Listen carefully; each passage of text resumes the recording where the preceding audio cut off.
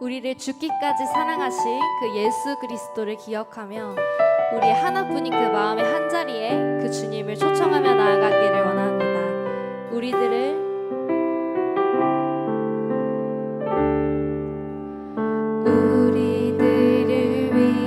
위하여 십자가에 못 박혀 모든 죄를 용서하사 의인 삼아 주시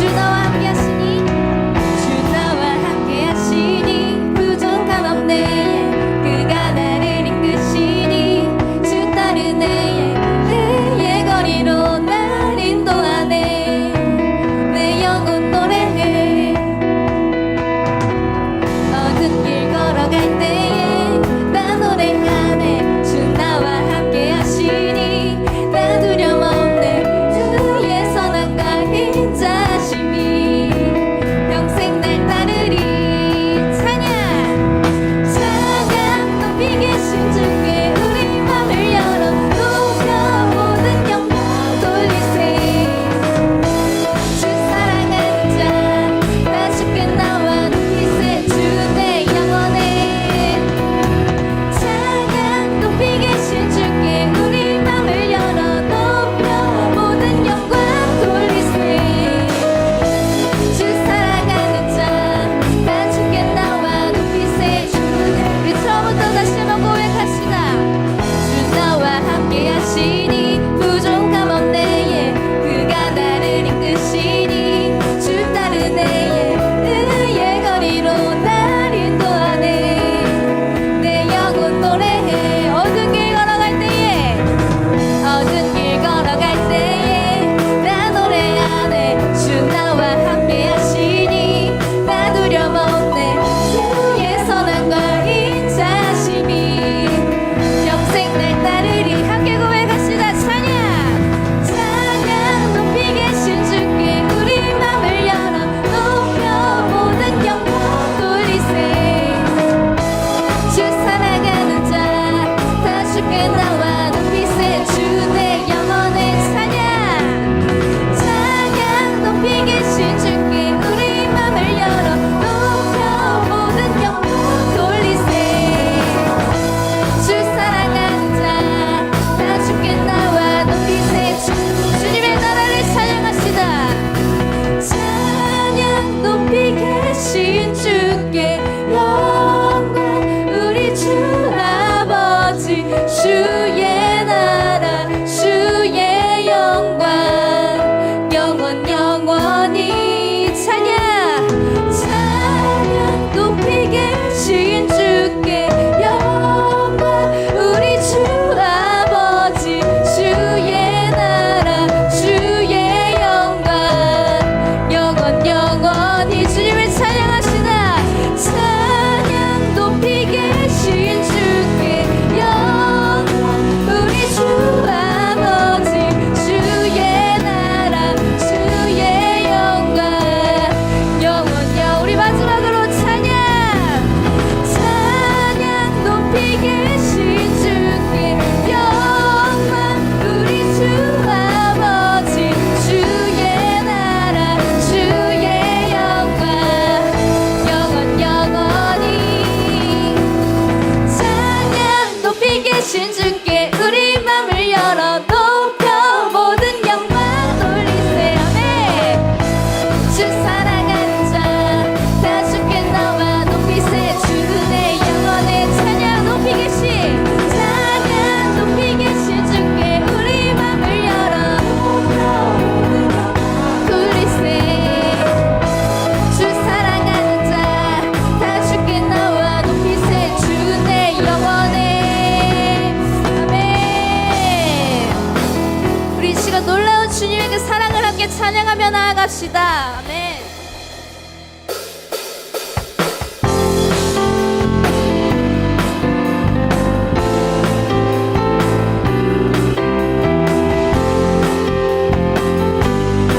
놀라운 주의 사랑 놀라운 주의 사랑 영원하시도다 십자가 자비로 나타내셨네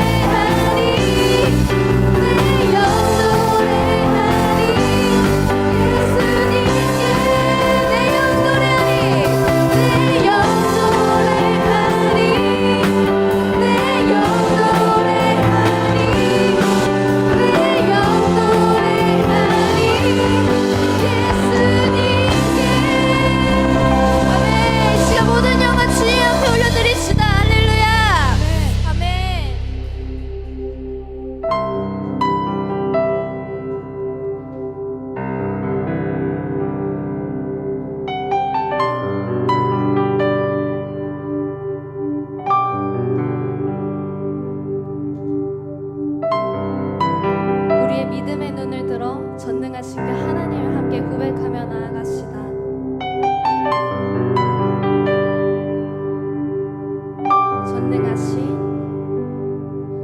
전능하신 나의 주 하나님은 능치 못하실 일 전혀 없네. 우리의 모든 간구도 우리의 모든 생각도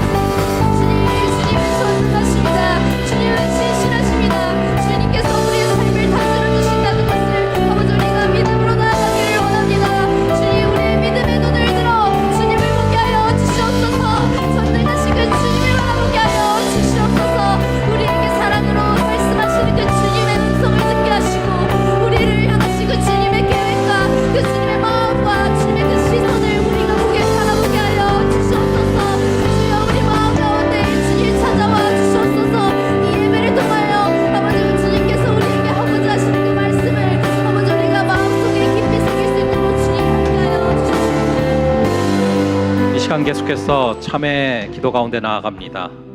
이 시간 주 앞에서 자신을 살피며 먼저 우리의 죄를 고백합시다. 죄로 물든 우리의 몸과 마음을 하나님 앞에 내려놓고 회개하며 기도합시다. 기도하겠습니다.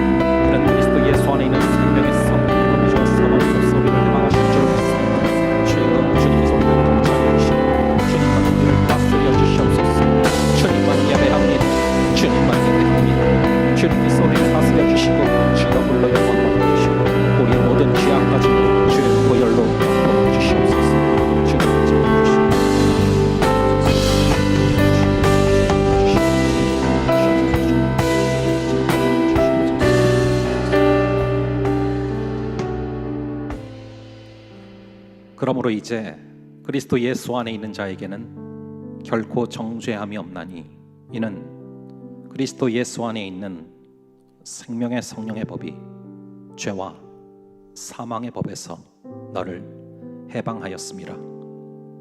아버지 하나님, 우리가 이 시간 고백한 모든 죄를 사하여 주심을 믿습니다. 예수님의 이름으로 기도합니다. 아멘. 오늘 우리에게 주시는 하나님의 말씀은 베드로 전서 3장 13절부터 15절까지의 말씀입니다.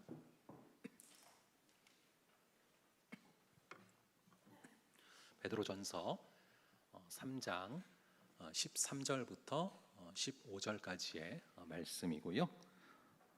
한 절씩 돌아가면서 읽고 그리고 마지막 구절은 함께 읽도록 하겠습니다. 제가 먼저 읽겠습니다. 또 너희가 열심으로 선을 행하면 누가 너희를 해하리요? 의를 위하여 고난을 받으면 복 있는 자니 그들이 두려워하는 것을 두려워하지 말며 근심하지 말고 다 함께 너희 마음에 그리스도를 주로 삼아 거룩하게 하고 너희 속에 있는 소망에 관한 이유를 묻는 자에게는 대답할 것을 항상 준비하되 온유와 두려움으로 하고. 아멘. 잠시 기도하겠습니다. 아버지 하나님, 우리 함께 찬양한 것처럼 주님만 예배합니다. 우리 주님, 우리를 다스려 주시옵소서. 우리 마음속에 오직 그리스도를 주로 삼아 거룩하게 되는 그러한 시간으로 성령 하나님 역사하여 주시옵소서. 예배를 통해 온전히 주님께서 홀로 영광 받아 주실 줄을 믿사오며 이 모든 말씀 우리 주 예수 그리스도의 이름으로 기도합니다. 아멘.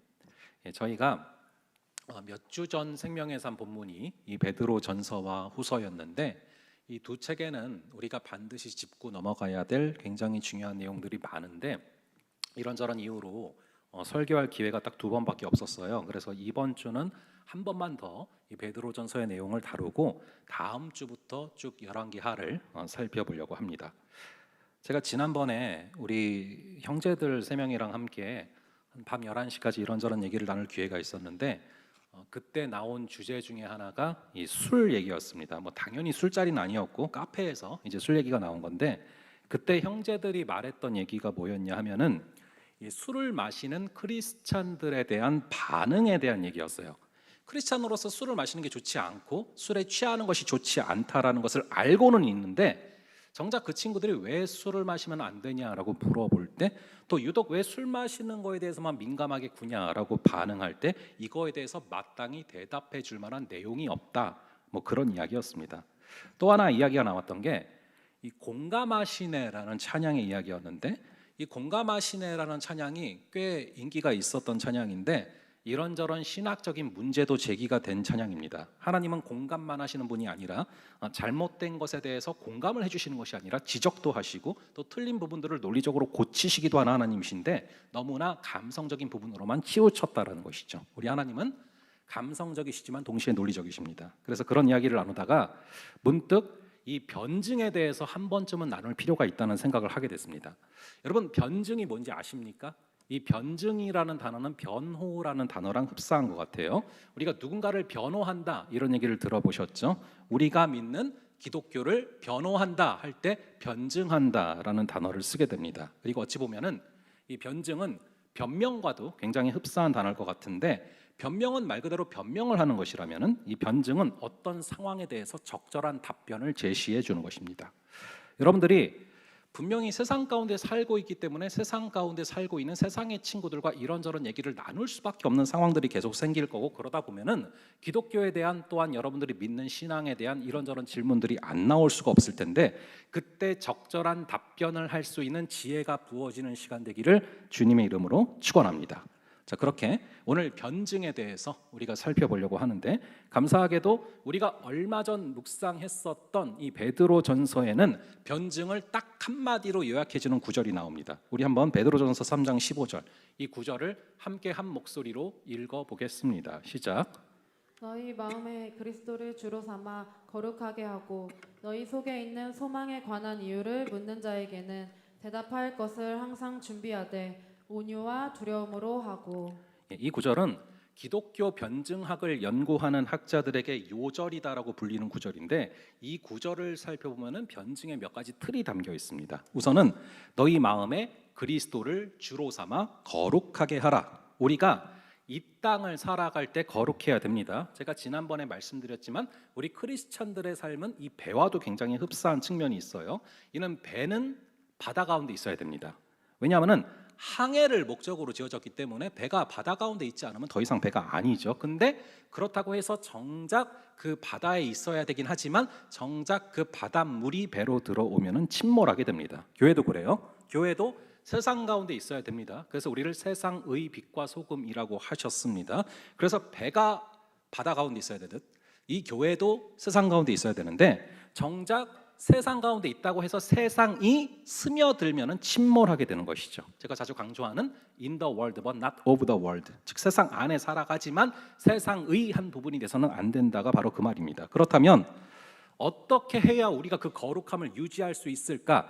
이것을 베드로 사도가 말하고 있는데, 마음속에 오직 다른 것이 아니라 그리스도를 주로 삼은, 즉 그리스도를 주인으로 삼은 사람이 거룩하게 되는 것입니다. 거꾸로 마음에 그리스도를 주로 삼는 것이 아니라 나를 주로 삼는다거나 아니면 사람을 주로 삼는다거나 아니면 물질을 주로 삼는다거나 다른 것을 주로 삼는 자는 거룩하지 않다라는 것이죠. 우리의 삶은, 우리의 주인은 그리스도다. 이것을 변증해야 되는 것, 이것이 우리의 변증의 목표다라는 것을 말하고 있는 것이죠. 그리고 그렇게 주는 그리스도이기 때문에 세상에서 다른 주를 모시고 있는 사람과는 구별되는 것, 그게 이제 구별된 삶이라고 칭할 수 있습니다. 예를 들면은 이 세상에서는 주인 주자를 쓰는 것이 아니라 술 주자를 쓰면서 내 주님은 술이다 뭐 이렇게 말하기도 하잖아요. 그렇게 살아가는 세상의 사람들과 다르게 살아가기 시작할 때 세상 사람들이 왜 너는 다르게 살아가냐라고 물어봐 오는 지점이 생기기 시작한다라는 것이죠. 그때 그 이유를 설명할 준비를 해놔야 된다라는 거예요. 그 이유가 로고스고 그 이유에 대해서 답변을 해주는 것을 아폴로기아라고 하는데, 그 단어가 바로 변증이라는 단어입니다. 우리 다시 한번 베드로전서 3장 15절을 볼게요. 베드로전서 3장 15절 다시 한번 함께 읽어보겠습니다. 시작. 너희 마음에 그리스도를 주로 삼아 거룩하게 하고 너희 속에 있는 소망에 관한 이유를 묻는 자에게는 대답할 것을 항상 준비하되 온유와 두려움으로 하고. 자, 이 구절을 제가 이제 설교하기 전날에는요, 이 원어로 계속 여러 번 보거든요. 원어로 계속 살펴보는데 보다 보니까 어저께 조금 저 나름대로는 중요한 걸 좀 캐치를 했어요. 번역이 약간 잘못된 부분이 있어요. 여기 보면은 소망에 관한 이유를 묻는 자라고 나오거든요. 근데 헬라어로 보면은 소망에 관한 이유를 묻는 모든 자들에게, 모두에게라고 돼 있더라고요. 그래서 제가 어제 밤에 계속 이거를 보다가 이게 조금 다르네, 그걸 봤거든요. 근데 이 모두에게를 아는 게 중요해요. 그러니까 이 구절을 통해서 두 가지를 하나님은 강조하고 있는데, 하나는 항상이란 단어고 또 하나는 모든 자들에게라는 단어입니다. 즉 항상 우리는 준비가 되어 있어야 되고, 모든 자들에게 모든 질문에 대해서 답해 줄 준비를 해라라는 것이죠. 언제 누가 묻든 그 질문에 대해서 답변할 준비를 하라는 것입니다. 그런데 그렇게 변증을 할 때 취해야 될 방법이 두 가지가 나오죠. 바로 온유와 두려움으로 써져 있어요. 우리가 온유함으로 변증을 해야 되는 이유는 우리는 주님의 복음을 전하는 것이기 때문에 그렇습니다. 주님의 복음을 전하는데, 주의 복음을 전하는데, 이 복음을 전하면서 너 이거 안 믿으면 죽어, 이런 식으로 전하면 절대 안 된다는 거죠. 여러분, 우리가 가야 될 길은 십자군의 길이 아니고 십자가의 길입니다. 여러분 그 차이를 아시죠? 이 중세 시대 때 실제로 있었던 일들입니다. 이 십자군은 십자가를 내세우고 진군하면서 나라들을 정복하면서 십자가를 내세우고서 너 기독교 믿을 거야 안 믿을 거야 안 믿어 하면 죽였어요. 짓밟았어요. 근데 그런 포악한 자세로 복음을 전하면 안 돼요. 우리는 십자군의 길을 걸어가는 것이 아니라 십자가의 길을 걸어가야 됩니다. 남을 짓밟고 남을 죽이는 것이 아니라 내가 짓밟히고 내가 죽는 거예요. 포악이 아니라 온유함으로 전하라라고 말씀하시는 것이죠. 사실 이 베드로의 변증은 창세기 23장에 나오는 아브라함의 변증을 그대로 반영한 것입니다. 여러분, 아브라함이 아내가 죽었어요. 아브라함이 아내 사라가 죽었을 때 이 사라를 죽을 매장지를 헷 족속에게 구하는 장면이 나오는데, 그때 아브라함은 헷 족속에게 나는 나그네요, 나는 거류하는 자다라고 자신의 정체성을 명확히 밝힙니다. 그래서 그거를 그대로 차용해서 베드로도 베드로전서 1장에서 나는 나그네요라고 말을 하고 있죠. 그리고 아브라함은 죽은 아내를 매장하기 위해서 그 땅을 좀 살 수 있냐라고 헷 족속에게 물어봅니다. 그런데 헷 족속이 이렇게 얘기를 해요. 에이, 우리 사이에 무슨 돈을 주고 받습니까? 그냥 줄게요. 우리끼리 뭐 이렇게 얘기를 해요. 그냥 가지라고. 근데 아브라함은 사양하면서 기어코 돈을 주고 그 땅을 사거든요. 왜 공짜로 준다고 했는데 아브라함은 아내를 매장할 그 땅을 돈을 주고 기어코 샀을까? 이에 대해 많은 해석들이 있는데 이유는 딱 하나입니다. 헷 족속이 그렇게 얘기했거든요. 우리끼리인데, 우리 사이인데 그냥 가져요 라고 얘기를 했거든요. 그랬더니 아브라함은 저는 우리가 아닙니다. 저는 여러분과 다릅니다. 이렇게 지금 선을 그는 것입니다. 정확하게 참된 크리스찬으로서 정체성을 선포하고 그래서 돈을 지불하겠다라고 하는 거예요. 나는 나그네고 내 본향은 하늘에 있다고 하면서 나는 당신들과 다른 사람이고 나의 소망은 땅에 있지 않고 하늘에 있다라는 것을 변증한 것입니다. 그런데 그 표현을 아주 온유하게 하잖아요. 아브라함이 헷 족속에게 됐거든요, 싫어요, 난 너희랑 달라요 막 이렇게 한 게 아니에요. 굉장히 온유하게 두 번이나 절을 하면서 공손하게 감사하지만 제가 그렇게 할 수 없습니다 라고 변증했다는 것입니다. 그렇다면 복음을 전할 때 우리가 두려움으로 전해야 되는 이유는 뭡니까? 왜냐하면 여러분들이 누군가에게 복음을 전할 때 여러분들은 두려움으로 전해야 돼요. 왠지 아십니까? 내가 복음을 전하는 그 순간이 그 사람에게는 그 사람의 영혼이 결정될 수 있는 순간이에요. 나야 뭐 이미 믿고 있고 나야 이미 천국 갈 거니까 내 입장에서만 생각한다면 다른 믿지 않는 자들에게 복음을 전하는 것을 그냥 대충 할 수도 있는 거겠지만, 그 사람의 입장에서는 처음 듣는 복음일 수도 있고 어찌 보면 마지막으로 듣는 복음일 수도 있는데, 그렇다면 이 내가 전하는 이 복음을 받느냐 받지 않느냐에 따라서 그 사람의 영혼이 천국에 갈지 지옥에 갈지가 결정되는 순간이기 때문에 우리는 복음을 전할 때 반드시 두려움으로 전해야 된다라는 것이죠. 그런데 오늘 우리 한국교회의 가장 큰 문제가 뭔지 아십니까? 3장 15절에 나오는 것처럼 누군가가 소망의 이유를 물어볼 때 그 이유가 무엇인지를 대답해 주어야 되는데, 중요한 것은 물어봐 오는 사람이 없다는 거예요. 묻는 사람에게, 묻는 모든 자에게 대답할 것을 항상 준비는 할 수 있지만 중요한 것은 난 크리스찬들이 물어보지를 않습니다. 여러분, 왜 믿지 않는 사람들이 믿는 사람들에게 소망의 이유를 안 물어보는지 아십니까? 우리가 자기들이랑 똑같거든요. 다른 걸 전혀 느끼지 못하겠거든요. 우리 세상 사람들이 좋아하는 거 우리도 다 좋아하고 똑같이 살거든요. 그러니까 물어보지를 않는 것입니다. 크리스찬들이 뭔가 좀 달라야 난 크리스찬들이 궁금해서 물어봐 올 텐데 자기들이랑 다르지가 않고 똑같거든요. 아니 오히려 더 독해 보이기도 해요. 크리스찬들은 싸울 때도 그냥 싸우지 않아요. 금식하고 싸우고 기도하고 싸우고 하니까 더 무서워. 그래서 여러분 이런 사태가 벌어지는 거예요. 베드로가 지금 이 구절을 말할 때는 크리스찬들이 박해받던 그 시절입니다. 여러분 이 당시에 이 성경이 쓰여있던 당시에 예수를 주라고 고백하면 내 삶의 주인은 그리스도십니다. 내 삶의 주인은 오직 그리스도시고 다른 것은 주인 될 수 없고 나도 주인 될 수 없습니다 라고 고백하면 실제로 어떤 사태가 벌어졌냐면은 콜로세움에다가 집어넣어버리고 사자를 풀어서 죽였어요. 그런데도 주님을 찬양했고 예수를 주라고 고백했습니다. 그러니까 세상 사람들은 거기서 그거를 재밌게 보다가도 뭔가 마음 한켠에 이해가 되지 않는 겁니다. 아니 예수님만 안 믿으면 잘 편하게 살 텐데 예수를 주라고 고백만 안 하면 되는데 왜 굳이 저렇게 사서 고생을 하면서 목숨을 바치면서까지 예수님만이 나의 삶의 주인이시다라고 고백을 할까? 이거를 궁금해서라도 물어봤다고요. 그때 그 지점이 왔을 때 내 소망을 이야기해 주면 되는 거거든요. 여러분 우리가 살아가는 이 시대가 이 포스트 모더니즘 시대라고 한다 많이 들어보셨을 것입니다. 그래서 요즘에는요 사람들을 붙잡고 아무리 정답을 얘기해주고 진리를 얘기해줘도 관심이 없어요. 아무도 궁금해하지 않아요. 여러분들이 지나가는 사람들을 붙잡고 2 더하기 2는 4예요 얘기를 해봤자 미친놈 취급을 할 겁니다. 아무 관심을 안 가져요. 그런데 궁금증이 생겼을 때 어떤 사람들이 궁금증이 딱 생겼을 때 그 궁금증에 대해서 정답을 이야기해 주죠. 그러면 그것을 정말 스펀지처럼 잘 빨아들이는 시대가 됐어요. 2 더하기 2가 뭔지 굉장히 궁금해하고 있는 그 사람에게 정답은 4다라고 말을 해주면은 그것을 굉장히 잘 받아들이는 시대가 바로 지금 이 포스트 모더니즘의 시대라는 것입니다. 그래서 우리는 반드시 물음표를 자아내는 삶을 살아야 합니다. 그래야 복음이 들어갈 수 있다라는 거예요. 그래서 오늘 설교의 제목을 물음표로 사람을 낚는 어부라고 지은 것입니다. 여러분 물음표를 보시기 바랍니다. 물음표가 뭔지 아시죠? 퀘스천 마크. 근데 이 물음표를 여러분들 옆으로 누워봐요. 무슨 모양이 됩니까? 무슨 모양 같으십니까? 갈고리 모양 같지 않으세요? 억지 같으십니까?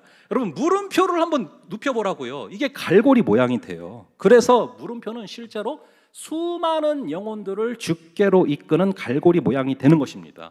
여러분 베드로의 소명이 뭡니까? 예수님께서 뭐라고 하셨죠? 사람을 낚는 어부가 되리라 라고 말씀하셨어요. 근데 낚시에서 가장 중요한 게 갈고리거든요. 그 갈고리와 물음표가 너무나 밀접한 연관이 있더라라는 것을 오늘 구절은 증거하고 있는 것입니다. 여러분 이 기독교의 발흥이라는 책이 있어요. 이 로드니 스타크라는 종교사회학자가 쓴 책인데 이 책을 보면은 베드로 전서를 훨씬 더 입체적으로 깊게 이해할 수가 있습니다. 기독교가 여러분 원래 AD 1세기에는 마이너리티에 속하는 그런 종교였어요.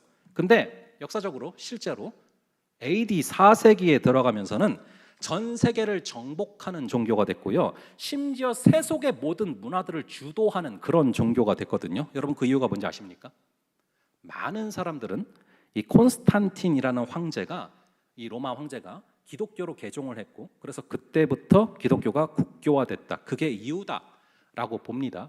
그런데 좀 아까 바라본 책이 굉장히 중요한 이유는 이 책은 그런 이유도 당연히 있겠지만 기독교 자체적으로 그 당시에 그 기독교 안에서 세상을 바꿀 수 있는 DNA를 가지고 있었다라고 분석하는 책이에요. 그래서 굉장히 의미 있는 관찰이라고 저는 보여지는 책인데 왜냐하면 그러한 DNA를 잘 분석하면 지금 우리도 기독교의 진리를 세상 가운데 훨씬 더 효과적으로 증거할 수 있기 때문에 그렇습니다. 그래서 이 책에서 우선적으로 말하는 DNA가 뭐냐면은 그 당시에 로마 제국 안에 역병이 있었는데요. 그러니까 우리가 경험한 코로나 같은 전염병이 극심하게 돌았다는 것입니다. 그런데 전염병이 있을 때마다 모든 사람들은 도시 밖으로 도망을 치는데 기독교인들은 그 도시에 남아서 전염병을 앓고 있는 사람들을 고치고 그들의 치유를 위해서 힘썼다는 거예요. 이걸 좀 더 심화시켜서 말하는 장을 살펴보니까 AD 165년과 251년 두 해에 걸쳐서 당시 로마 제국에 코로나를 능가하는 전염병이 돌아서 인구 3분의 1이 죽은 사건이 있습니다. 그 시기가 세상 사람들이 기독교의 메시지에 귀를 기울이는 가장 효과적인 접촉점이 됐는데 두 가지 측면에서 그렇다라고 분석합니다. 우선은 기독교가 제시하는 말씀이 왜 착한 사람들이 고난을 당하는가에 대해서 정확한 답을 제시해 줬다는 거예요. 그 시대 당시의 사람들이 그게 이해가 안 갔는데 이 기독교는 선한 사람들이 왜 고난을 받느냐에 대한 정확한 답변을 제시해 줬다는 것입니다. 두 번째로 수많은 박해가 있었는데 박해가 있을 때마다 크리스찬들은 그것에 대항해서 싸우는 게 아니라 오히려 선으로 악을 이기는 모습을 보여주었고 그것이 결국 세상 사람들로 하여금 기독교를 받아들이게 만드는 중요한 역할을 했다는 것이죠. 이런 맥락은 베드로전서의 중심적인 맥락과 완벽히 일치합니다. 우리 한번 13절의 말씀을 볼게요. 우리가 오늘 읽은 이 13절의 말씀을 한번 함께 읽어보겠습니다. 시작. 또 너희가 열심으로 선을 행하면 누가 너희를 해하리요. 선을 행할 때 대충 행하고 조금 행하면 그 선을 무시할 수 있다는 거예요. 근데 열심히 선을 행하면 대부분의 경우는 그 선을 받아들이게 된다. 이어서 14절을 볼게요. 14절 말씀 함께 읽어보겠습니다. 시작. 그러나 의를 위하여 고난을 받으면 복 있는 자니 그들이 두려워하는 것을 두려워하지 말며 근심하지 말고. 그럼에도 불구하고 가끔은 열심히 선을 행하는 사람들에게도 핍박이 있을 때가 있다는 거죠. 당시에 크리스천들은 그런 경우가 많았습니다. 그런데 그렇게 의를 행하다가 고난을 받으면 복이 있나니 두려워 말라는 것입니다. 그런 가운데 소망을 가지고 있으면 그 소망을 가지고 끝까지 인내할 수가 있는데 그 소망에 대한 이야기가 바로 15절인 것이죠. 제가 종종 이 크리스찬들과 그리고 난 크리스찬들의 교집합이 뭘까를 굉장히 자주 고민해 봅니다. 우리가 갖고 있는 크리스찬들의 덕목 가운데 최근에 요즘에 세상의 사람들도 매력적으로 느끼고 관심을 가질 수밖에 없는 그런 덕목이 뭐가 있을까 생각을 자주 해보거든요. 여러분들은 뭐가 있을 것 같다고 생각을 합니까? 제가 고민을 많이 해보는데요. 최근 들어서 이 사랑이라는 덕목은 좀 빛이 바랜 느낌이 있어요. 그리고 믿음 역시도 좀 괴리감이 큽니다. 그렇다면 기쁨은 어떨까? 희락, 이것은 어떨까 생각을 해봤는데 세상 사람들도 기독교인들 못지않게 재밌게 놉니다. 훨씬 더 재밌게 놀아요. 그래서 우리가 제시하는 기쁨이 세상 사람들에게 그렇게 큰 매력으로 다가가진 않을 수 있을 것 같아요. 그런데 오늘 본문이 말하는 그리고 베드로전서 후서가 말하는 이 소망은 요즘의 세상을 살아가는 사람들에게 정말로 매력적인 부분이 될 수가 있습니다. 요즘 여러분 살아가는 게 만만치가 않아요. 우리 부모님들도 너무 힘들게 사시고요. 여러분 모든 주변을 바라볼 때요. 너무나 사는 게 힘듭니다.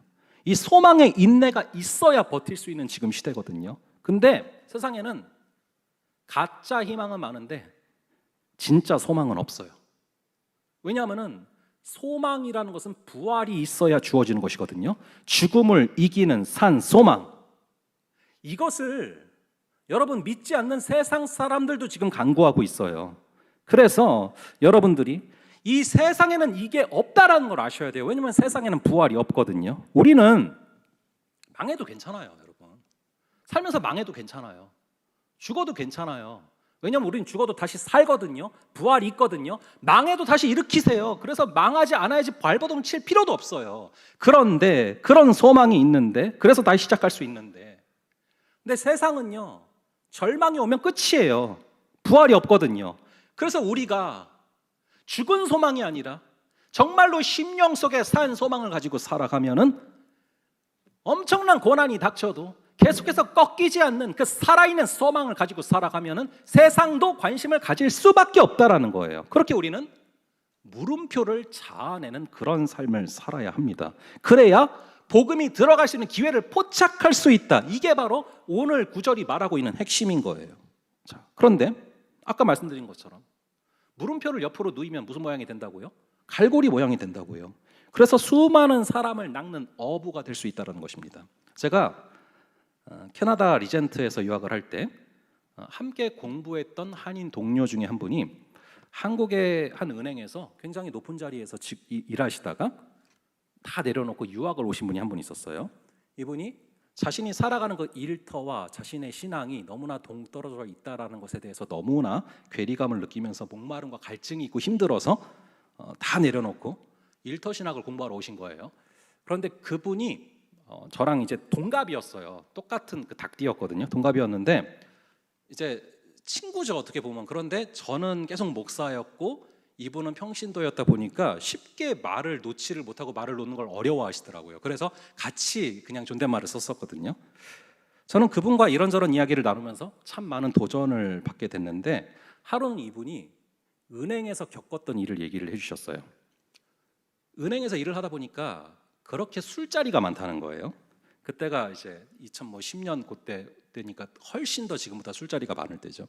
근데 이분이 크리스찬이니까 술을 안 마셨는데 안 마시기 위한 답변이 저는 참 인상적이었어요. 이분이 뭐라고 하셨냐면요, 내가 사랑하는 그분이 싫어해서 나는 마실 수 없다. 딱 그렇게 얘기를 하시는 거예요. 그러니까 그냥 크리스찬이라서 못 마셔랑 얼마나 차원이 다릅니까? 근데 그 이후의 행동들이 더 감동이에요. 이분은 내가 사랑하는 그분이 싫어해서 나는 안 마신다라고 얘기를 하고서 집으로 가시는 게 아니라 술자리는 또 다 함께 참여를 하시는 거예요. 그러면은 술을 안 마시면서 술자리는 왜 참여를 하느냐? 이분이 혼자 술을 안 마신 상태고 제정신이다 보니까 한 분 한 분 끝까지 남아서 택시다 잡아드리고 뒷수습하고 술자리에서 주변 분들을 돕는 거죠. 그것도 높은 분이. 그런 행동을 나은 크리스찬들이 궁금증을 가지지 않을 수가 있겠습니까? 아까 초도에 말씀드렸던 것처럼 크리스찬이 왜 술 안 마시면 안 돼요? 술 마시면 왜 안 돼요? 이런 질문이랑은 차원이 다르고 격이 다르지 않습니까? 하나님을 사랑하기 때문에 덕을 세우기 위해서 자원함으로 술을 마시지 않고 오히려 그 술자리를 복음을 전파할 수 있는 자리로 삼는 것, 거기서 여러분 현격한 품격의 차이가 느껴지지 않습니까? 간절히 바라기는 겨우겨우 신앙생활을 하는 것이 아니라 하나님의 마음을 감동시킬 수 있는 그런 저와 여러분 되기를 간절히 바랍니다. 선을 행하는 것이 아니라 조금 행하는 것이 아니라 열심히 행하면 반드시 역사하시는 그 지점이 온다는 것이죠. 이분이 어떻게 그렇게 행동할 수 있는지 아십니까? 오늘 말씀에 나오는 것처럼 너희 마음에 그리스도를 주로 삼아. 그분의 마음속의 주인이 그리스도라서 그게 가능한 거예요. 그러니 내가 사랑하는 그분이 싫어서 나는 마시지 않겠다 당당하게 말할 수 있고요. 그러다 보니 그 거룩한 모습이 술자리에서도 나타나게 되는 것이죠. 그런 자들에게 사람들이 소망에 관한 이유를 묻지 않겠습니까? 그리고 소망에 관한 이유를 묻는 자들에게 답변을 준비하기 위해서 직장을 다 내려놓고 처자식을 다 데리고서 공부를 일터 신학을 공부하러 왔는데 그런 자를 여러분 하나님이 책임 안 지실 것 같습니까? 저는 봤어요. 완벽히 책임지시는 거를. 간절히 바라기는 우리의 삶이 나은 크리스찬들에게 물음표를 자아내는 삶이 되시기를 주님의 이름으로 축원합니다. 그럴 때 그 물음표는 갈고리가 되어서 소망에 관한 이유를 묻는 자들을 분명히 만나게 하시고 만나게 하시는 자들에게 주는 그리스도이십니다. 이것을 변증하는 그런 저와 여러분 되기를 간절히 바랍니다. 저도 이분에게 은혜를 입은 순간이 있습니다. 캐나다에서 리젠트 신학교에서 입학해서 첫 학기가 지나갈 무렵에 더 이상 월세를 낼 수가 없어서 한국행 티켓팅을 알아보던 순간이 있습니다. 공교롭게도 그 당시가 아내와 아이들도 비자 문제로 한국에 있었는데 동시에 그날 한국에서 머물 곳이 없어져서 정말로 깊은 절망에 빠졌던 순간입니다. 제가 그날 하루 종일 울었어요. 하루 종일 눈물이 계속 나왔어요. 그런데 그날 제가 제 사정을 그 누구한테도 직접 얘기한 적이 없어요. 근데 이분이 어떻게 직감적으로 알고 저에게 전화가 오셨어요. 목사님, 콜라 한잔 하시죠. 뭐 이렇게. 당시 제가 콜라를 마실 때니까. 그렇게 와서 콜라를 한잔 하다가 봉투를 주고 가셨습니다. 그래서 이게 뭐냐고 물어봤더니 교회에서 한 성도님이 장학금을 하라고 큰 봉투를 주셨는데 이상하게 성 목사님이 생각이 나서 가지고 왔다고. 그런데 그 두꺼운 봉투를요 뜯지도 않고 그대로 가져오셨어요. 그걸 주시겠다고 하는데 제가 그걸 어떻게 받습니까? 극구 사양을 하는데 결국 던지고 가셨어요. 근데 그게 2달치 월세비였고 2달이 지나간 후에 사역지가 구해졌고 저는 다시 유학 생활을 이어갈 수 있었습니다. 여러분, 이분이 어떻게 자기에게 들어온 봉투를, 그것도 두꺼운 봉투를 어떻게 봉투를 뜯지도 않은 채 남에게 전해주는 것이 가능합니까? 여러분, 성령께서 감동을 우리에게 주실 때가 있거든요, 이런저런. 근데 감동을 주신다고 해서 거기에 순종하는 게 어려운 일이잖아요. 근데 이분은 삶의 주인이 진짜로 돈이 아니라 하나님인 거예요. 그러니까 자신에게 들어온 것인데, 당연한 건데 그거를 봉투도 뜯지 않고 그 두꺼운 거를 남에게 전해주는 게 가능한 것입니다. 그러니 세상 사람들은 도저히 이해할 수 없는 행동이 가능한 것이에요. 그러니까 이분이 한국에서 술자리에서 그렇게 행동을 했다고 하시는데 그게 안 봐도 그림이 그려지더라고요.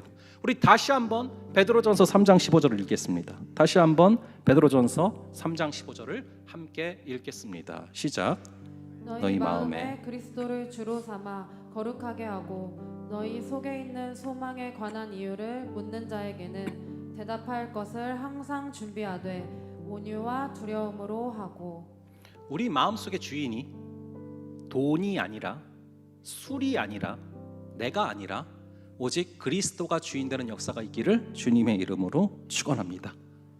그럴 때 우리는 거룩하게 되고, 그럴 때 심지어 안 믿는 자들도 그 소망에 관한 이유를 묻는 지점이 다가오게 됩니다. 그때 대답할 것을 항상 온유함과 두려움으로 준비하며 걸어가는, 그래서 하나님을 만나게 될 때 하나님이 기뻐 안아주시는 그러한 그리스도의 제자 되기를 주님의 이름으로 축원합니다.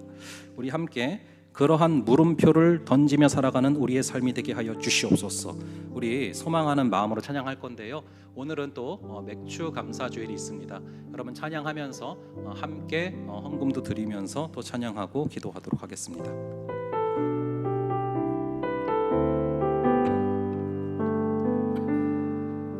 전능하신 나의 주 하나님은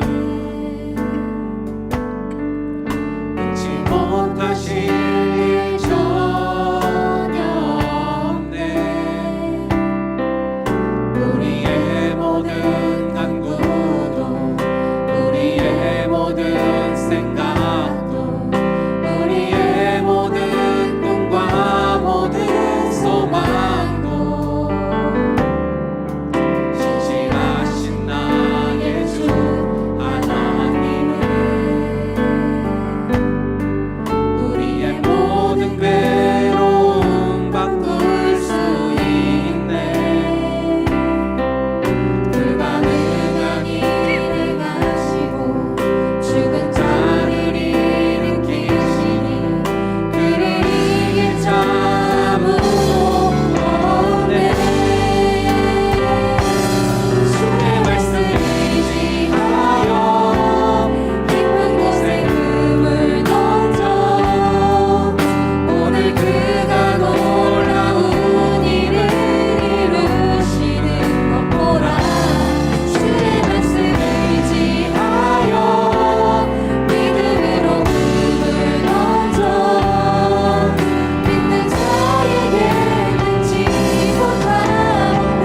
주의 말씀 의지하여, 주의 말씀 의지하여 깊은 곳에 금을 던져 오늘 그가 놀라운 일을 이루시는 것 보라.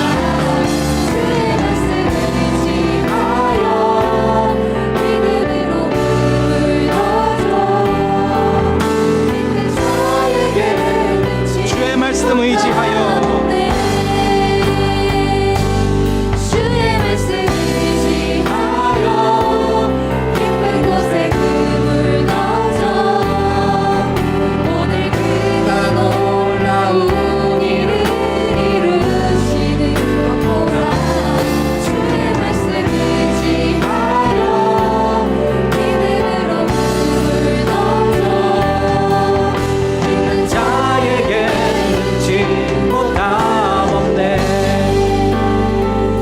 우리 시간 기도하실 때 오늘 주신 말씀을 기억하면서 기도하기를 바랍니다.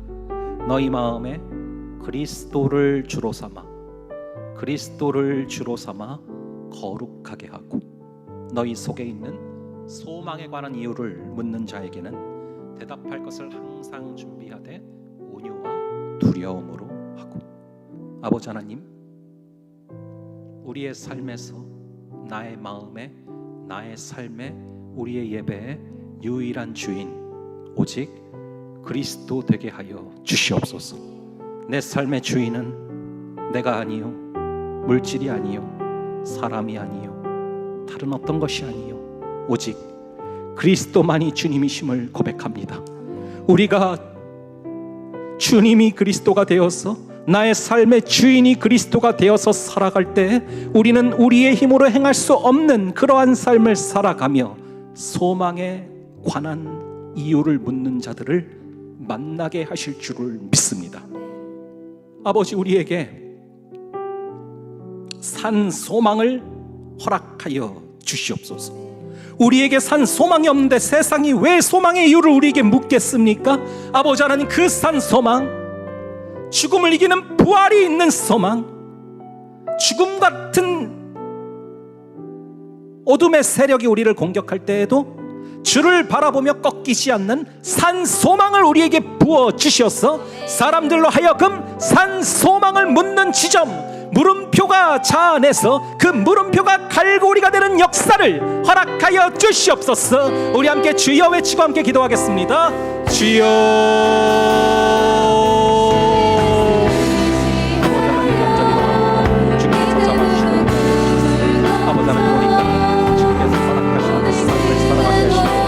물음표를 자아내는 삶, 그 물음표가 갈고리가 되는 삶이 되게 하여 주시옵소서.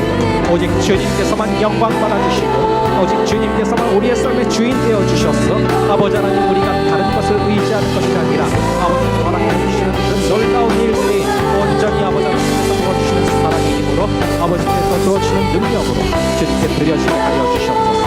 우리의 삶이 거룩하여져서 물음표를 자아내는 삶이 되기를 바랍니다. 우리가 그리스도를 주로 삼아서 세상의 사람들과 다르게 그리스도만을 나의 주인으로 삼아서 사람들로 하여금 물음표를 자아내는 삶, 그리고 그 물음표가 갈고리가 되어서 수많은 사람을 낳는 어부가 되게 하여 주시옵소서. 아버지, 그리하여서 우리의 소망에 관한 이유를 묻는 자들에게 대답할 것을 항상 준비하되 온유와 두려움으로 준비하게 하여 주시옵소서. 우리에게 온유함을 허락하시고 두려움을 허락하여 주셔서 우리에게 주신 복음 사명을 아버지 기쁨으로 감당케 하여 주시옵소서. 소망에 관한 이유를 묻는 자들을 만나게 하여 주시고 우리 가운데 산 소망을 부어주셔서 주께서 허락하시는 성령의 충만한 능력을 우리 가운데 온전히 부어주시옵소서. 주님 잡아주시고 주님 인도하시고 주님 인도하여 주시옵소서.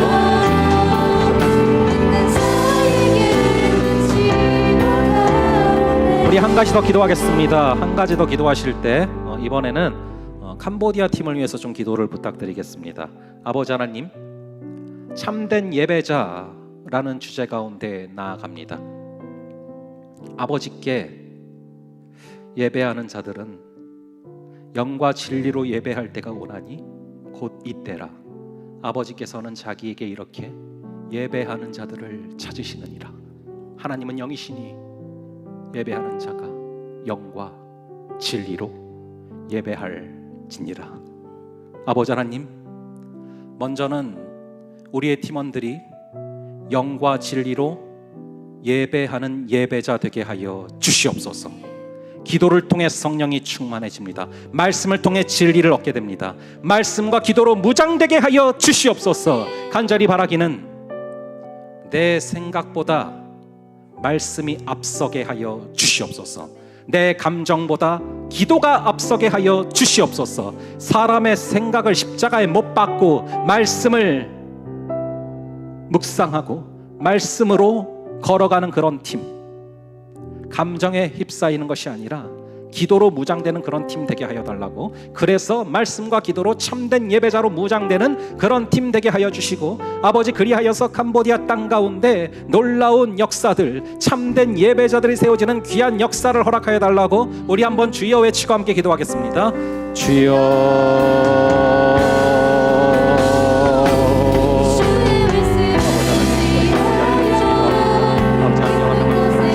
참된 예배자 되게 하여 주시옵소서. 아버지께 참되게 예배하는 자들은 영과 진리로 예배할 때가 오나니 곧 이때라. 아버지께서는 자기에게 이렇게 참되게 예배하는 자들을 찾으시느니라. 아버지 하나님, 하나님은 영이시니 예배 예배하는 자가 영과 진리로 예배할지니라 말씀하셨습니다. 아버지 영과 진리로 예배하게 하시고 성령과 진리로 예배하게 하시고 기도로 성령 충만 말씀으로 진리 충만되게 하여 주시옵소서.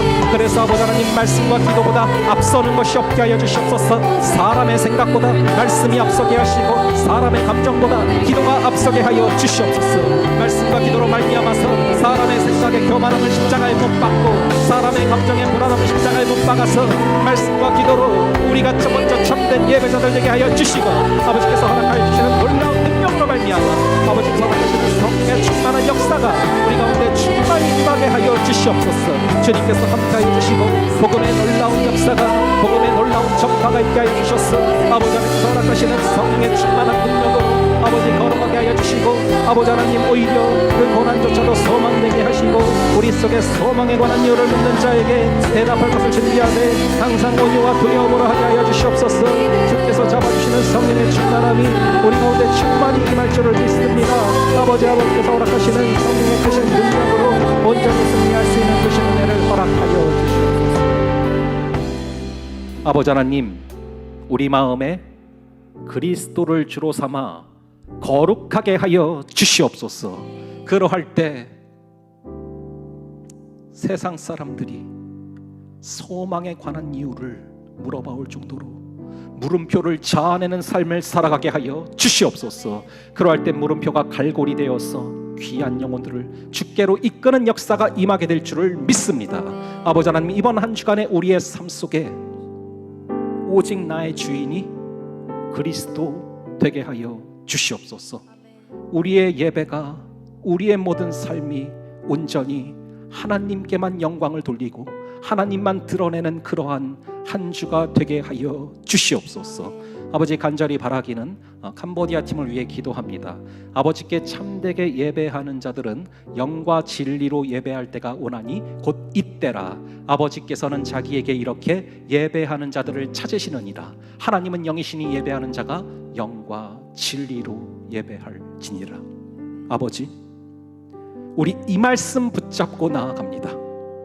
어떠한 것도 이 말씀보다 앞서지 말게 하여 주시옵소서.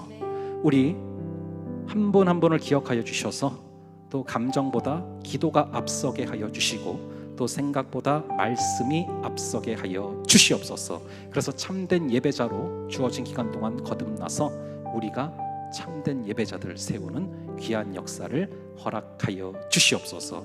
감사드리고 이 모든 말씀 우리 주 예수 그리스도의 이름으로 기도합니다. 아멘. 영아 나 믿지? 안 믿고 줄 넘어와. 사람을 믿지 마세요. 우리가 믿어야 하고 싶은 분 하나님.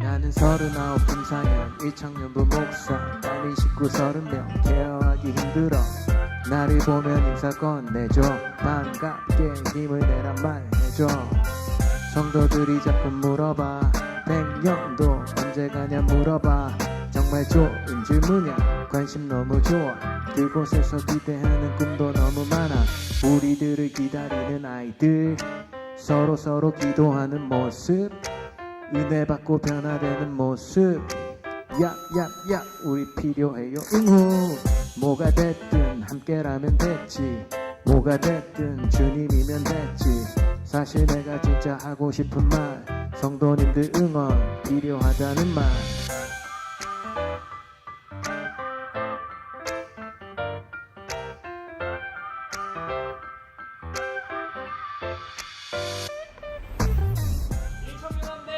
이청년한테 2024 생년도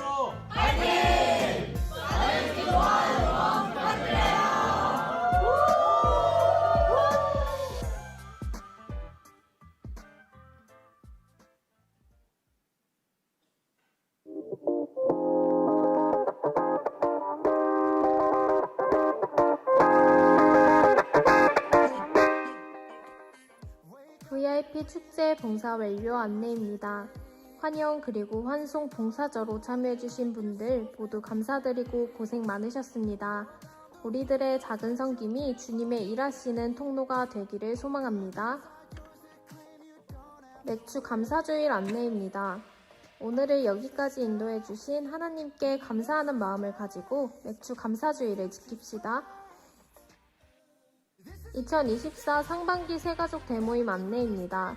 2024년 상반기에 수료하신 새가족들을 위한 상반기 대모임을 7월 14일 오후 5시 고등부실에서 진행합니다.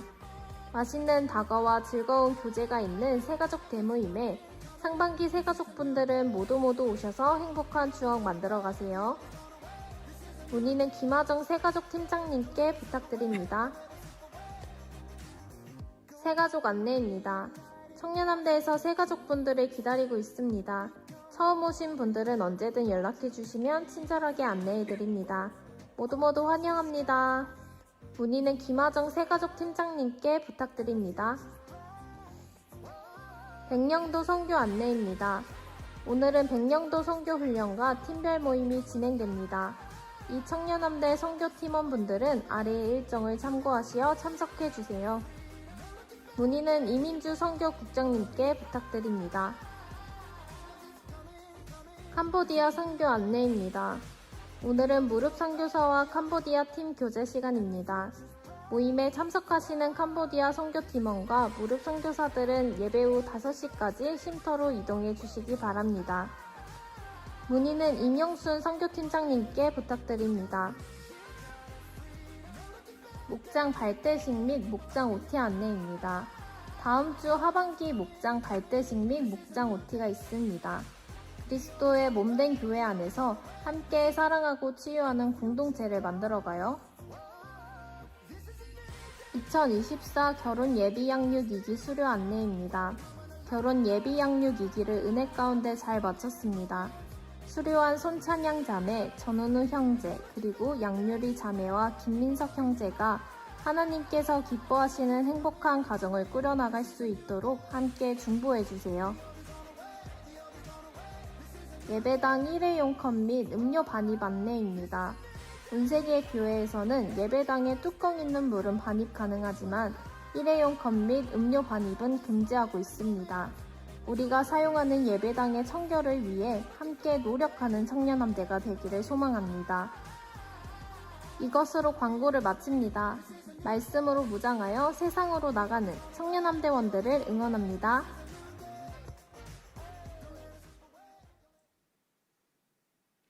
몇 가지 구두 광고 드리겠습니다. 백령도 캄보디아 또 선교 훈련 또 선교 계획이 계속 진행되니까요. 여러분들 보신 것처럼 또 기억해 주시고 기도해 주시면 되겠고요. 그리고 다음 주 새가족 대모임이 있으니까 여러분들 기억해 주시고 기도해 주시기를 부탁드립니다. 그리고 마지막 걸 까먹네. 죄송해요. 우리 함께 일어나셔가지고요. 마지막으로 기도하고 그리고 찬양하도록 하겠습니다. 기도하겠습니다. 지금은 우리 주 예수 그리스도의 은혜와 아버지 하나님의 극진하신 사랑하심과 성령 하나님의 감화, 감동, 교통 위로 충만케 하시는 역사가 마음에 주를 그리스도로 삼아 거룩하게 되고 물음표를 자아내게 되며 그 물음표가 갈고리가 되기를 소망하는 여기에 모인 모든 지체들 머리 위에 지금부터 영원까지 함께 있을지어다. 아멘.